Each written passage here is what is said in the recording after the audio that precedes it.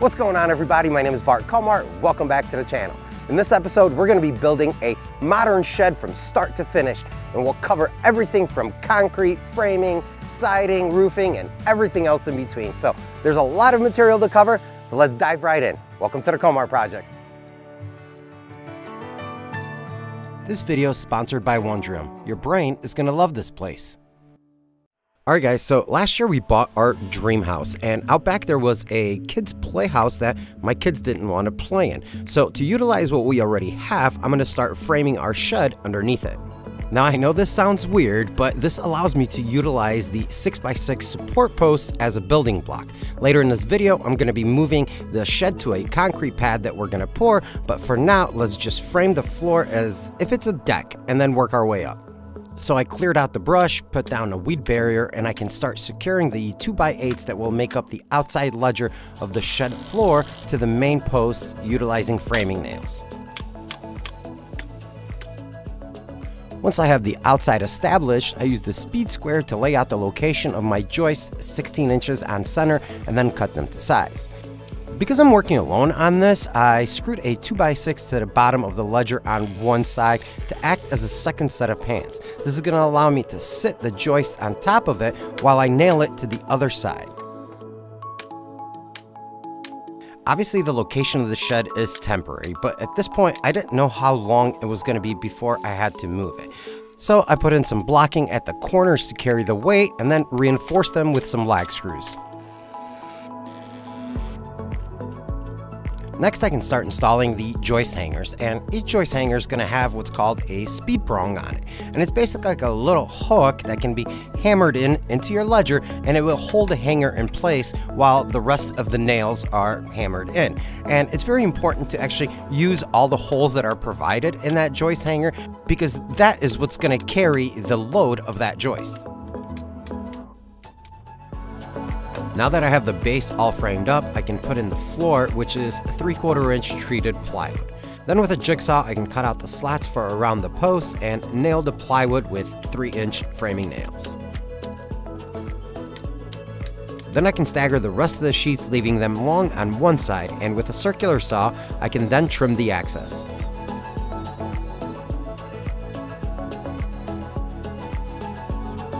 When framing walls, most of the time it's easier to put the wall together on the ground and then stand it up and nail it to the floor. But because I had all the cross members of the clubhouse to work around, I decided that it would be easier to install them individually. So there was a lot of cutting, checking, and recutting, but it's definitely something you want to get right because this is the foundation for everything going forward. If the framing is off, the window installation is going to be difficult. The siding will not line up right. So taking some extra time here will make everything moving forward that much smoother. Next, I started putting together the header for the door opening. I used a piece of 1/2-inch plywood sandwiched between a couple of 2x6s with a lot of construction glue and nails. This is going to give me a large opening and transfer all the overhead weight from the rest of the shed. Alright, now we can move on to installing the 1/2-inch plywood sheeting, which was pretty straightforward for me since the height of the shed is 8 foot. I was able to just put a full sheet up to it and nail it into place with the framing nails. And when working on an exterior project like this, make sure that you guys are using hot dip galvanized nails rated for exterior use. Even though in the end everything is going to be watertight, I'm still nailing into pressure treated lumber, and regular nails will start to corrode after about 2 years in pressure treated. So it's pretty important to use the right fasteners for exterior and pressure treated work.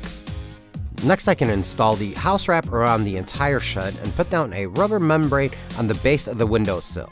If a leak is going to occur, it's most likely going to be in an opening like a window or a door. So taking the time to install the flashing properly and using plenty of silicone will ensure that the window stays nice and dry.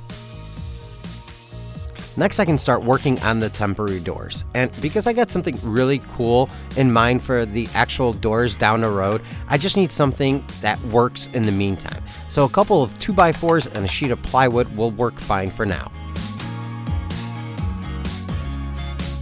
With the doors installed, I can start laying out the concrete slab that the shed is going to sit on. I first screwed together a couple of battens from scrap lumber so that I can move my string back and forth to get it squared up. Then I outlined the pad with spray paint and started digging down. There's a few tools that you can rent or buy that will actually cut the grass out for you, but since I needed to go down about 6 inches, a shovel worked for me. Once the grass was all removed, I could start prepping the ground by watering it and running a plate compactor over it. This will help pack the ground and get it ready for gravel and concrete. And if you guys want more detail on how to pour concrete or anything else in this video, check out the individual videos in the shed build series in the description below. And because research and online learning can be an extremely valuable and sometimes necessary resource when taking on a project like this, I partner with Wondrium, the sponsor of this video. Wondrium is an online learning platform with hundreds of series to choose from, taught by experts in their field to further your skill set. And I'm not just talking about basic school subjects. You want to learn more about beer? How about robotics? Or even how to decorate a cake like a pro? Wondrium's got you covered.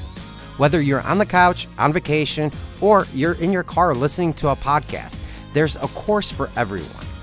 I personally have been taking Woodworking Essentials, Benches and Boxes by Mike Siemens, a 7-part course that takes you through making a simple box with dovetails, which I've never done before. So whether you're new to a hobby or just want to perfect a skill, Wondrium's got a course to walk you through it. And because you guys are so awesome, Wondrium is offering a free 14-day trial by clicking the link in the description below so you guys can see for yourself and get the most knowledge for your buck. Thank you, Wondrium, for supporting what I do, and now let's get back to the build. Alright, so now that we have a poured slab, we can finally move the shed to its final location. And to do this, I first need to disconnect the clubhouse from the rest of the structure by removing a few bolts and cutting away the stairs so that I can pull up with the forklift and lift it up.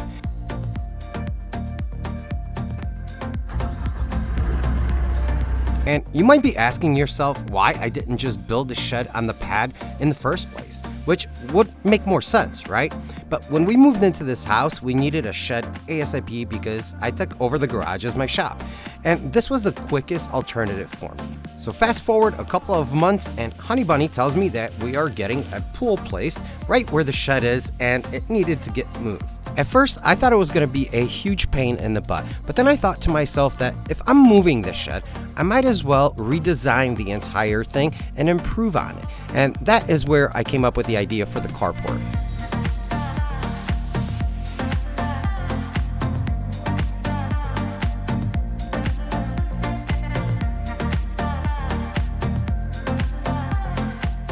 After the shed was in its final resting place, I could start working on framing out the roof line for the carport. This requires a large beam that will span 10 feet out from the shed, and notching the post will allow me to just sit it on top of it instead of relying on fasteners to hold the weight.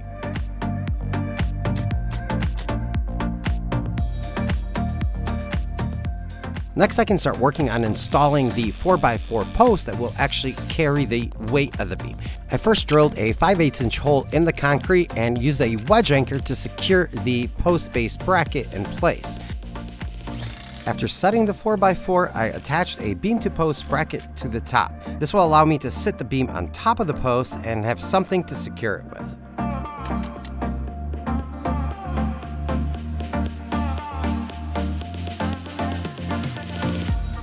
Now that we have the back roof line all situated, I can start working on framing the front side of the shed. This consists of a knee wall with window openings and a large beam above it to carry the load of the rafters. And let me tell you guys, this was way heavier than I thought, and there was no way that I can get this thing set in place alone. So I enlisted the help of Honey Bunny and we were able to shimmy it up and secure it to the front wall using lag bolts.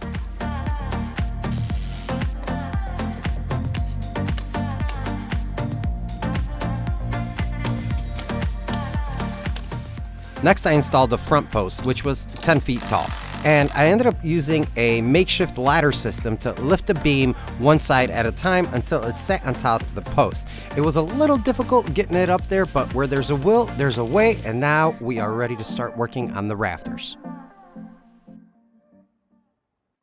I'm using 2x6 lumber for this, and the trick for cutting any kind of rafter is making sure that they're all the same size. So cutting the first one and using it as a template for every other one after that will make sure that the roof line is nice and consistent. Because if you were to cut one, trace it to the next one, and then use that one to trace the next, Any tiny error you might have made along the way will just compound all the way through. And by the time you get to the end of the roof, nothing's gonna fit anymore. Now, you may have a wall that walks on you a little bit in or out, but you can always modify the back bird's mouth a bit to accommodate that. But to be safe, I use the same template for all the rafters, and I double check the cuts every second or third rafter. That way I can modify things as needed before nailing them in place. With the rafters in place, I can start sheathing the roof with 1/2-inch OSB plywood. And luckily for me, the roof on the backside is fairly low, so I was able to attach a couple of 4x4 posts to my neighbor's fence and use that as a platform to get the sheets where I can actually grab them and lift them up. Once on top of the roof, I secured the first row with 1.5-inch decking screws, and I only put 304 screws in. This is just enough to hold the sheet in place for now, because when working on the roof, moving sheets around and cutting them, I just feel safer without an air hose that I can trip over in my way. And I even screw down the plywood temporarily to the roof when making my cuts, because with all the sawdust that the saw makes, it's very easy for that sheet to slip off the roof and take you with it.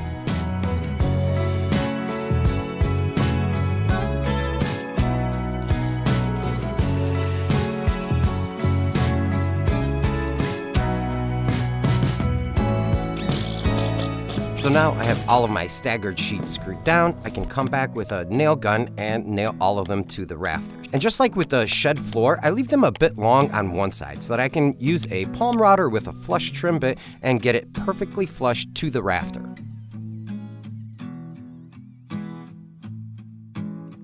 All right, to start waterproofing this roof, we're gonna put down a synthetic membrane.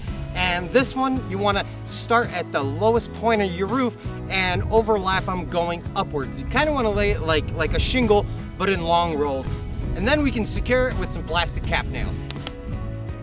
I chose a synthetic membrane because at this point I didn't know when I would have the time to install the metal roofing. And a traditional felt underlayment can dry out or leach oils within a couple of hours of being exposed to the heat.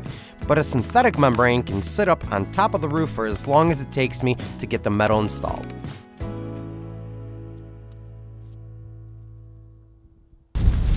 Wow, it's windy! Holy, look at it. Look at my, and I'm standing on the ladder.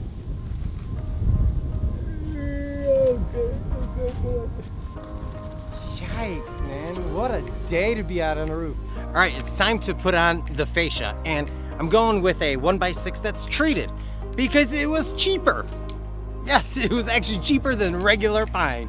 I'll take it, I'll take it. And there is a very easy trick to put up a fascia by yourself. Little L-shaped contraption. And what we're gonna do is screw this to the underside of the joist, and then I can rest my fascia on here and not worry about, you know, it falling off.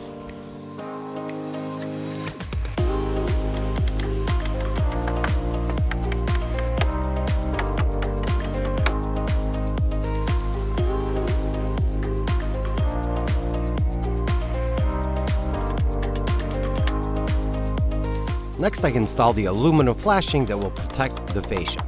Now, I know this is not your traditional way of doing things, but the large lip on the drip edge will allow me to later install wood paneling on the soffit, and it will protect it from the rain.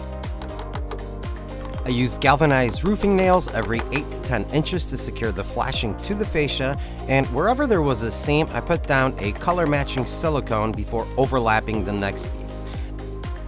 Next came a strip of flat flashing, and this is because the top drip edge I'm about to install was not large enough to reach the bottom one. So I needed something to make up that empty space. And luckily for me, I had a roll left over from when we trimmed out our windows on the house.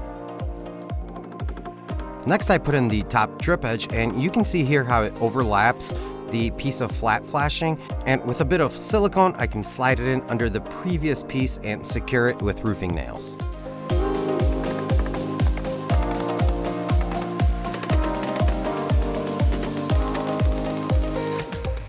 Finally, I can start installing the metal roofing panels, and I was very eager and excited to get them in place because this would mean that the roof is waterproof and I can start putting some tools into the shed.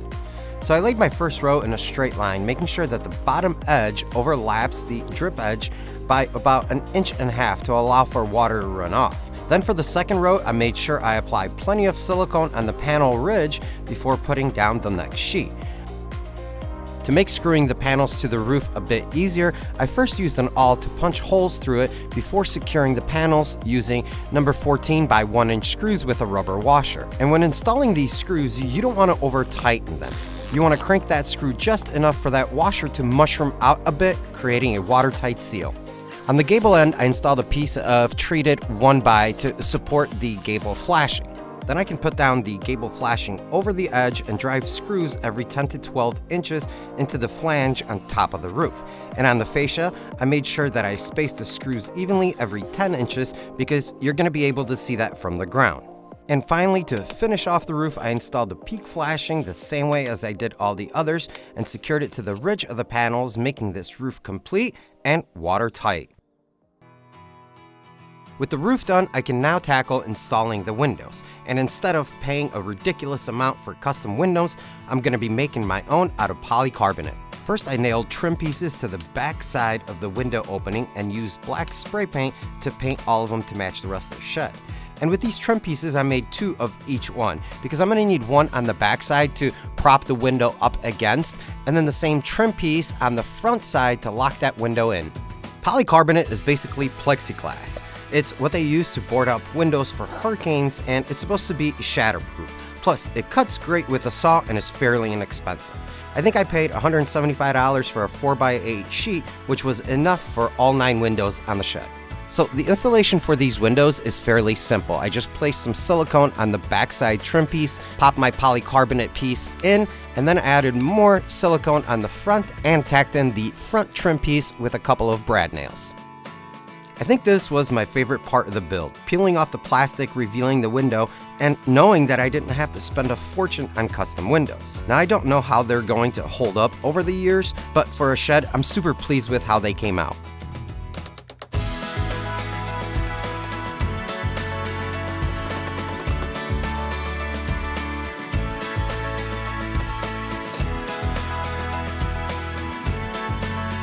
With the windows in, I can move on to installing the board and batten siding. But first, I needed to put down a Z-flashing strip that will let the water drip off the bottom.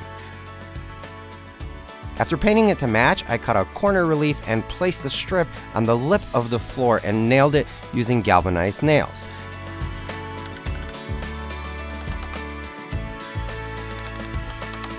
Then using sheathing tape, I secured it to the house wrap, and it's time for siding. To save on the budget, I'm going to be making my own siding out of 3/8 CDX plywood that I ripped to 16-inch pieces for the board section and a 1x6 that I ripped to 1.5 inches for the battens.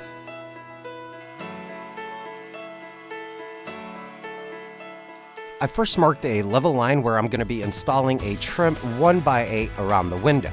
Then I can cut the panels to size using my circular saw and attach them to the shed with galvanized nails. I used this scrap piece of polycarbonate as a spacer between all the panels. With board and batten siding, all the pieces are nailed to the shed and are not nailed to each other. This is to allow movement as the seasons change. So the space between the panels is essential for the nail that holds the battens. This is going to make a lot more sense when we actually go to install those battens.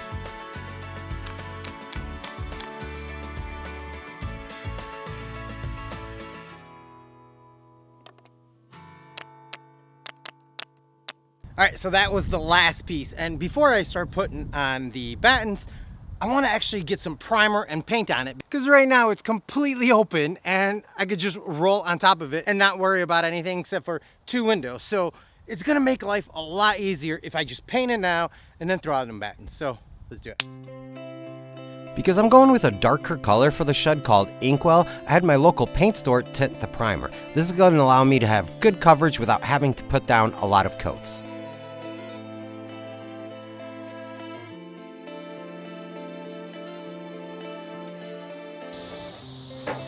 I don't know, guys. I don't know if I like this color. Contrast between the bottom and the top. It's as if the 2 colors are blending in. It's driving me crazy right now. Stella, what do you think? She doesn't care.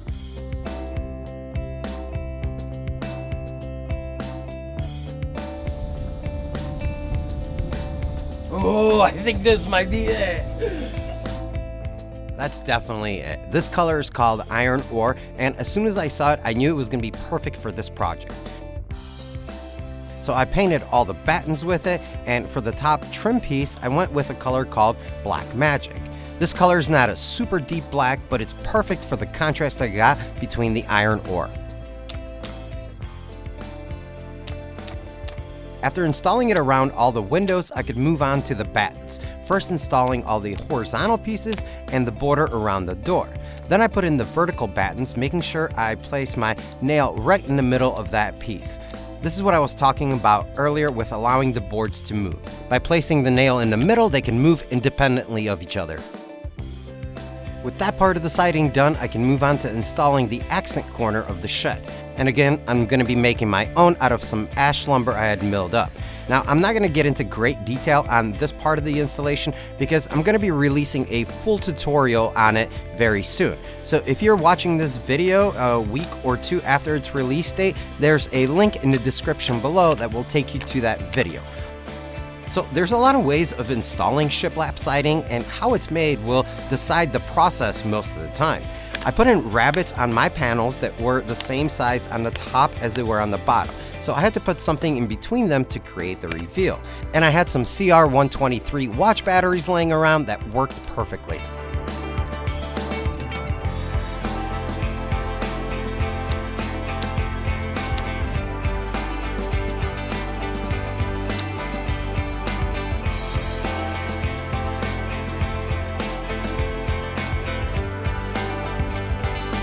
With the accent corner all finished up, it was time to put on the steel barn doors I had made and install the adjustable door glides.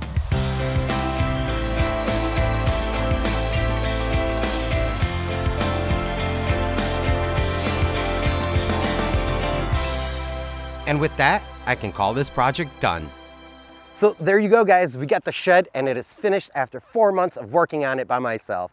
There are a few things that I still need to touch up on it, like the underside of the carport, a locking mechanism for the doors, but other than that, I'm pretty happy with where it is. I can store some lawn equipment, the kids' bikes, and even some of my materials that I'm not using right now, and not have to worry about it getting wet. This was a super fun project for me, and if you guys have any questions on how I built it or why I did some of the things I did, please leave those down below in the comment section below, and I'll answer them as best as I can. And if you're new to the channel, consider subscribing, hitting the bell notification, because we're about to embark on a massive renovation of the entire house, and I wouldn't want you guys to miss that content. Thank you so much for joining me on this experience. I'll see you guys next time.